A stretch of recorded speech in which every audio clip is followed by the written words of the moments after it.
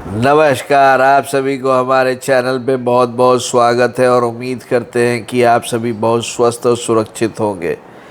चुनावी माहौल में चुनावी गर्माहट और तर्क वितर्क के पूरे तीर चल रहे हैं। ऐसा लग रहा है कि सब पार्टी अपनी ओर से पूरी कोशिश कर रही है कि उनसे तो अच्छी पार्टी कोई है ही नहीं। भले ये बात दूसरी है कि बहुत पार्टियां, जनरली पार्टियां इलेक्शन के बाद फिर इलेक्शन में ही जाके फिर हम लोगों को याद करती है। और हिंदुस्तान में इतनी सारी पार्टियां हैं, यदि आप हमको बोलिएगा कि सारी पार्टियों का नाम याद करके आप बता दीजिए तो शायद हिंदुस्तान में क्या मैं भी फेल हो जाऊंगा। जैसे कम पढ़ा लिखा हूँ लेकिन कोशिश करता हूँ कि सारी पार्टियों का नाम याद रहे। और चुनावी माहौल पे हम लोगों के देश में ये बहुत बड़ी चीज़ होती है कि हम लोग फ्रीबीज देते हैं। तुम हमको वोट दोगे तो हम 5 किलो चावल देंगे। तो आप सूद क्या कर रहे हो, उसको घूस दे रहे हो ना।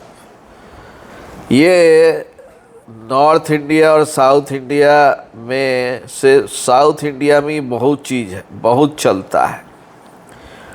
और करुणानिधि के गढ़ में ये बहुत ही ज़्यादा है। जहाँ डीएमके है, एआईडीएमके है, वहाँ तमिलनाडु में चलता है, आंध्र प्रदेश में चलता है, कर्नाटका में चलता है, तेलंगाना में चलता है, सब जगह चलता है, केरल में। लेकिन ये सारे जो साउथ के एरियाज़ हैं वहाँ पे बीजेपी का कुछ नहीं चलता है।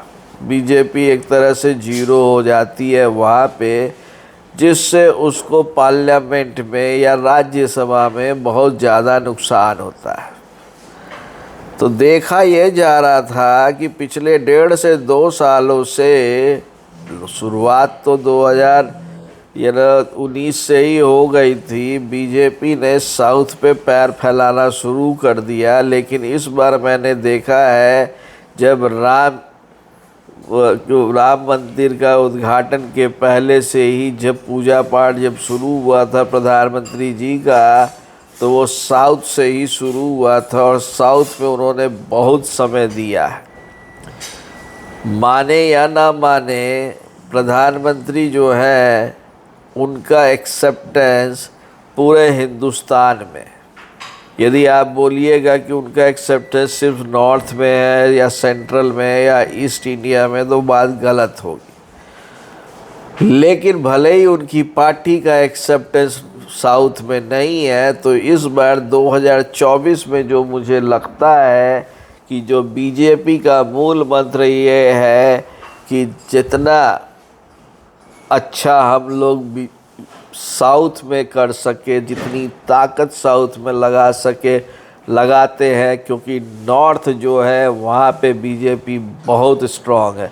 एमपी, गुजरात, छत्तीसगढ़, राजस्थान, आपका झारखंड, बिहार, ये सब जो राज्य है, यूपी, ये सब बीजेपी का गढ़ है। लेकिन यूपी साउथ में नहीं है। यदि साउथ में वो अपनी पकड़ मजबूत बना लेते हैं, भले ही उतनी सीट नहीं लाते हैं, लेकिन अपनी विचारधारा को यदि वो प्रमोट करते हैं, अपने ग्राउंड कैडर को वो तैयार करते हैं, तो अगले असेंबली इलेक्शन में बीजेपी एक उभरती हुई पार्टी और एक मजबूत पार्टी बनकर आएगी। और जिसका फ़ायदा उनको भले ही लोकसभा में आज ना हो, लेकिन राज्यसभा में आगे ज़रूर होगा और राज्यसभा में वो मेजॉरिटी में ज़रूर आ जाएंगे। और ये है बीजेपी का प्लान ए और प्लान बी। ताकत लगाओ, लोकसभा में जीत के आओ। लोकसभा में यदि ना आ पाए उतना कोई बात नहीं, लेकिन अपना सिस्टम तैयार करो, उस पर कॉन्टीन्यूअस काम करो, असेंबली में अच्छा करो और फिर राज्यसभा में करो। चित भी मेरी, पट भी मेरी। आपका क्या सोचना है ज़रूर बताइए। इस चैनल को ज़रूर लाइक कीजिए, शेयर कीजिए और सब्सक्राइब कीजिए।